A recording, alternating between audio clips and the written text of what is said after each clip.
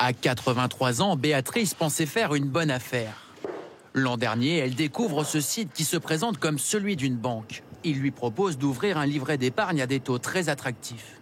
3,30 d'intérêt, c'était intéressant. Moi, ça ne m'a pas paru exorbitant. L'établissement se présente comme une banque hollandaise, avec des bureaux en France. Béatrice ne se méfie de rien et décide de placer sur son nouveau livret 500 000 €, perçus après la vente d'un appartement familial. Mais seulement quelques jours après les virements. Plus de réponse au téléphone, impossible de rentrer dans l'espace client. Elle comprend alors que la banque n'a jamais existé et qu'elle est victime d'une escroquerie. Quand vous travaillez toute votre vie et que vous, en fonction de vos moyens, vous faites attention pour que, à la fin de votre vie, vous puissiez quand même vivre correctement, c'est pas possible. La retraitée a porté plainte contre son ancienne banque.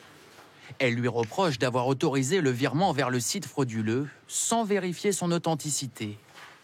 Comme elle, les victimes d'arnaques financières sur Internet sont de plus en plus nombreuses. Les escroqueries portent sur tous les types de placements.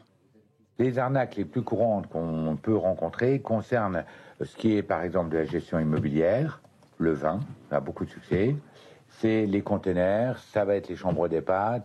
Cet expert passe ses journées à repérer ces sites. Une tâche compliquée.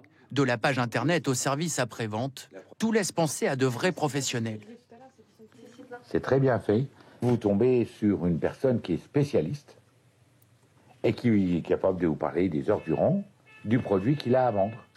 Au bout du fil, des agents dans des centres d'appel en Bulgarie, en Israël ou en Afrique. Pour éviter qu'ils ne fassent de nouvelles victimes, l'autorité des marchés financiers dresse une liste des sites frauduleux sur sa page Internet.